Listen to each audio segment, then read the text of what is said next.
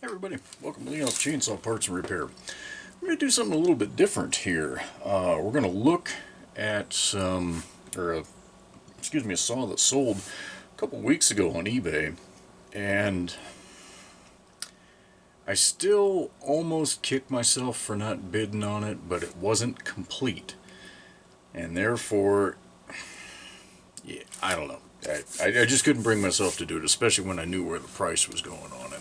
But that's kind of how I started my collection, was looking for stuff that was odder, and I chose to focus on chain breaks initially, and then from there it just kind of exploded, because once you start drinking the Kool-Aid on saw collecting, you're pretty much hooked. But specifically, I want to look at a really rare, and I feel very comfortable using that word rare, chain break option that was available for a model that most folks probably don't know that it was available for. So we're going to look at one of my saws that doesn't have that option, and we'll look at some pictures from that auction, and yeah, it's pretty neat.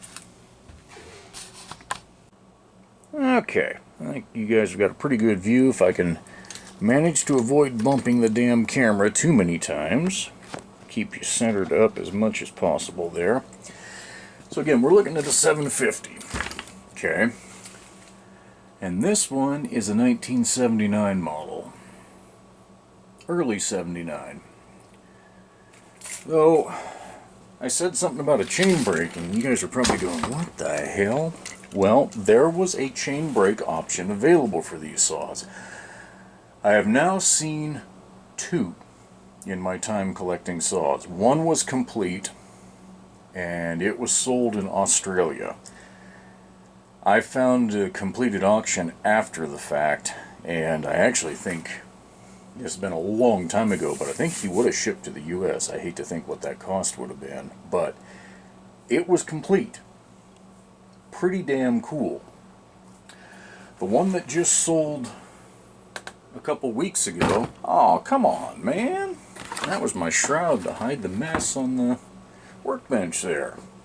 So much for that idea.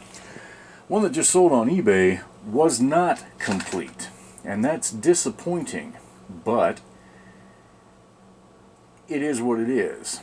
And I noticed the pictures on this one were so much better than what I had previously in terms of some detail, and it was really neat to see that. So we're going to kind of run through it. So the first picture, I'm not going to go in order on the auction. We're going to look at it from the side.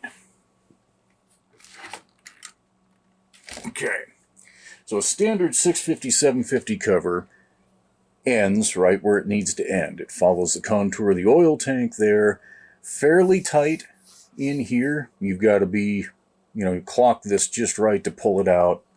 Again, Homelite, all of them, with their full wrap handles, they didn't leave a hell of a lot of extra space in here. Most likely for the overall size of the saw, that would make sense. You already can't cut flush to the ground with this, so you don't want something sticking out any further than you have to.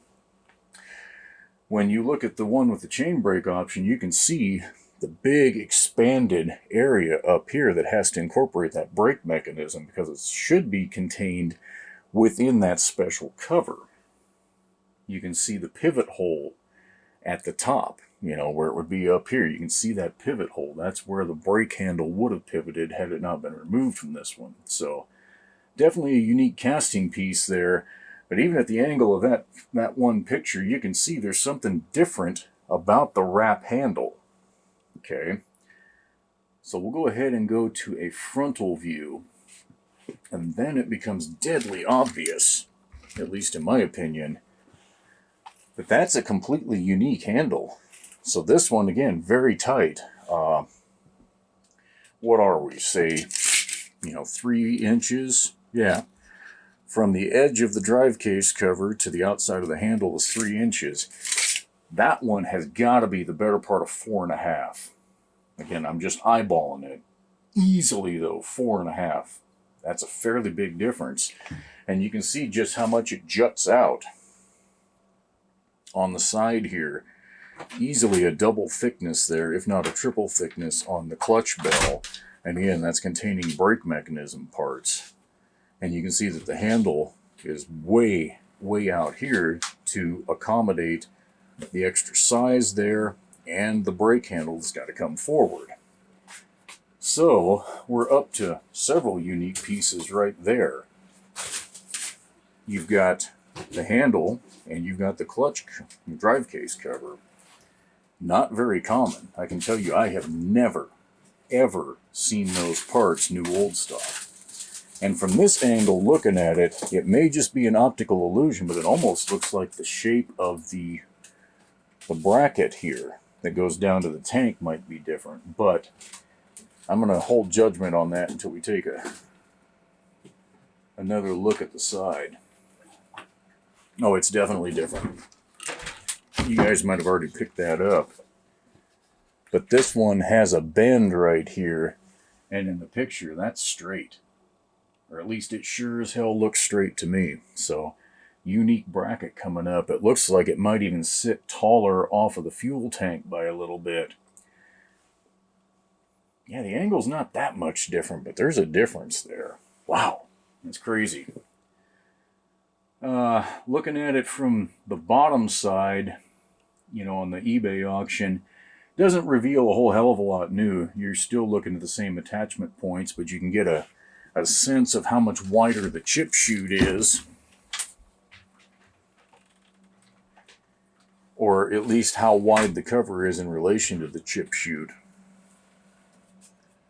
Definitely a different shape. The overall width, maybe it isn't that much different, but it definitely seems to stick out past the muffler a little more on that brake saw than it does on this one. Hard to say. Hard to say. So what else do we have here? We've got the view. Okay, so there's a view from the back of the saw looking forward. And again, it just shows how much further out that handle is going to stick. I mean, we're talking, you know, down to here. It's a fairly big difference. And I don't know if that handle has been hit, but it almost looks like there's a slight angle out on the bracket. So, pretty interesting. When you roll over to the IPL for a 750, there's no drawing of this. No drawing whatsoever. But you look down in there, in the, you know, dig through the IPL and as accessories, oh, what do you know? There's a chain brake accessory. You look in there and there's two accessory kits. One is for the 750E and one is for a regular 750.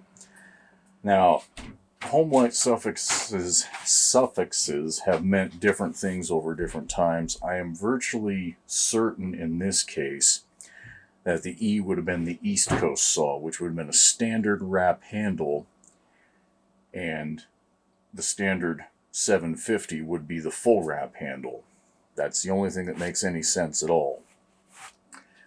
But you've got unique clutch drum, you've got, you know, unique handlebar, we already covered that, the bracket, the cover itself. The chain brake handle is not common to any other chain brake saw that I can find, which makes sense. I mean, it's these things, even though they look similar to a 550 with a brake, which is much more common than this, it's not the same parts. So anyhow, pretty fun. This saw ended up selling for $780. You can find it in the sold files on eBay pretty easily if you want to take a look for yourself. Pretty cool. It was a 1980s saw. Get over there. Yeah. Mid, you know, first third of 1980. Looks like it would have been in April, roughly April sometime when the saw was built. So I don't know how or why it ended up in Tennessee. A full wrap handle with a chain brake. I have no clue how many were sold in the United States, but I would go out on a limb and say it wasn't all that terribly many, because you just don't see them around. So I thought that was kind of neat. That's something that you just don't see every day. And again, I have only seen the two now. And only one was what I would consider complete, at least based on what I know. This one, clearly someone had taken the brake mechanism out, even though there's not a shot with the drive case cover off. It doesn't appear, looking from the bottom, to be a whole hell of a lot left. So the brake band, all that kind of stuff, you're not going to find that in a new old stock, buyout. At least I don't think you will. I don't think very many shops back in the 1980s went to their Homelite IPLs for a 750 and went, damn, chain brake kit. Yep, my loggers are going to want that. Let me throw that on the shelf for when someone comes through the door asking for it. I just don't see that. I could be wrong, but I don't think so. You look at all the McCullochs, the Homelites, even the Pioneers that were used, especially in West Coast logging, and how many of them are missing all that chain brake stuff. Now, in cases where a guy wasn't totally pissed off, he'd just take the handle off and leave the rest of the guts and say to hell with it. But if you were the kind of person who was trying to get your saw as light as physically possible, you're going to strip all the stuff out that you consider trash and say, hell, I don't need all that crap. And we go right in the trash can because you're never going to put it back on your saw again. You know what I mean? So that's part of why some of these are so damned uncommon. So anyway, hope that was of some interest to you guys. It certainly was to me. Yeah, and I'm still looking. I still look at Australian eBay and all that. I look at the listings up in Canada. Someday one of these will show up with a complete setup, and I'd like to think I'll be in a position to bid on it at that point because, yeah, pretty cool. That would be a neat piece in my collection. Maybe someday. Catch you guys in the next one.